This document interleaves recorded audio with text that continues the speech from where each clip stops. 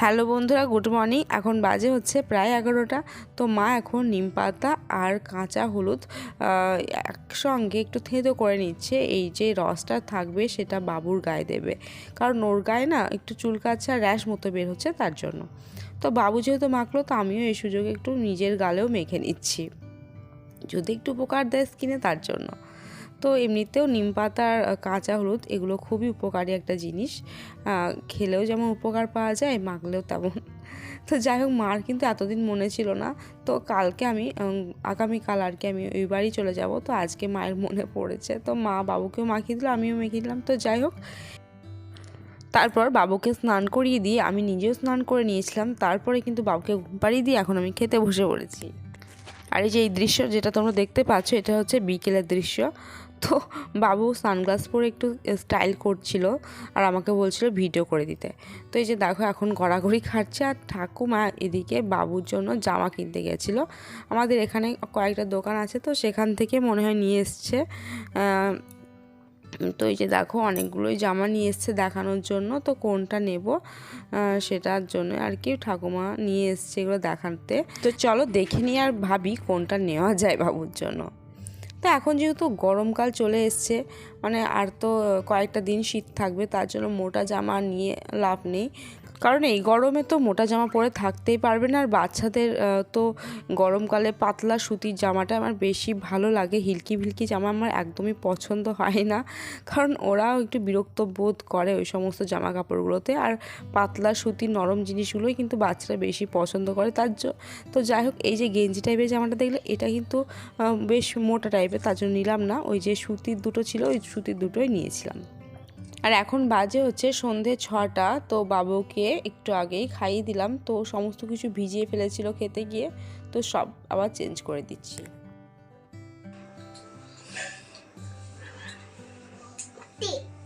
Tasty বেরো, সবাই কিনে কিনে খাবে।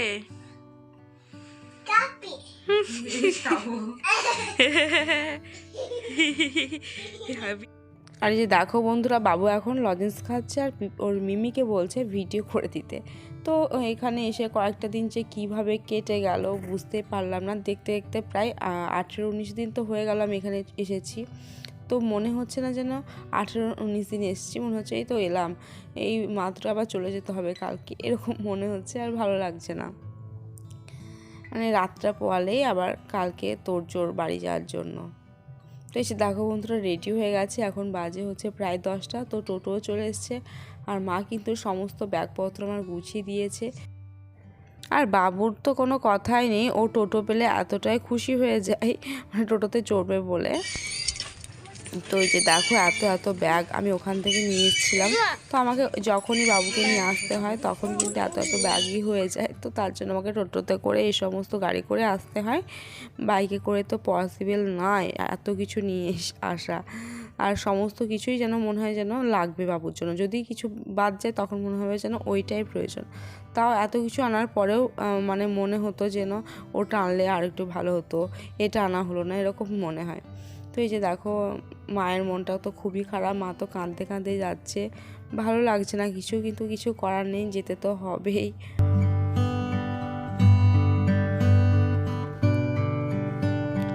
তো বন্ধুরা, চলে এসেছি। মাও কিন্তু আমাকে রেখে চলে গেছে প্রায় 2টোর দিকে। আর এখন বাজে হচ্ছে বিকেল 4টে।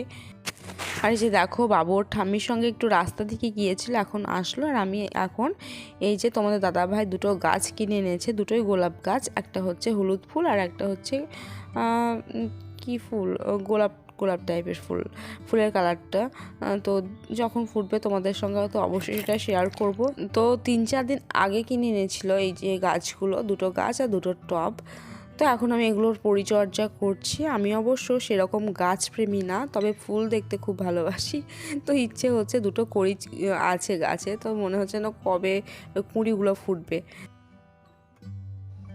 গুড ইভিনিং বন্ধুরা, এখন বাজে হচ্ছে সন্ধে 7টা। তো বাবুকে কিন্তু অনেকক্ষণ আগে ঘুম পাড়িয়ে দিয়েছি, মানে 6টার দিকে।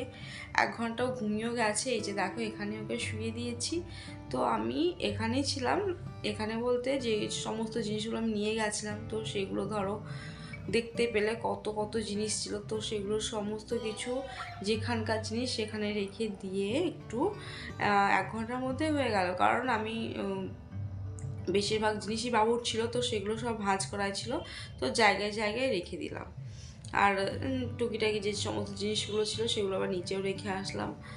তো সমস্ত গোছানো গাছানো কমপ্লিট হয়ে গেল। বাবু কিন্তু এখনও ঘুমাচ্ছে, তো ওকে একটু পরেই দেখবো, যদি উঠে পড়ে তো ভালো, না হলে আবার ডেকে তোলাবো, কারণ এখন যদি বেশি ঘুমিয়ে নেয় তো তখন আবার রাতে ঘুমাবে না, তার জন্য।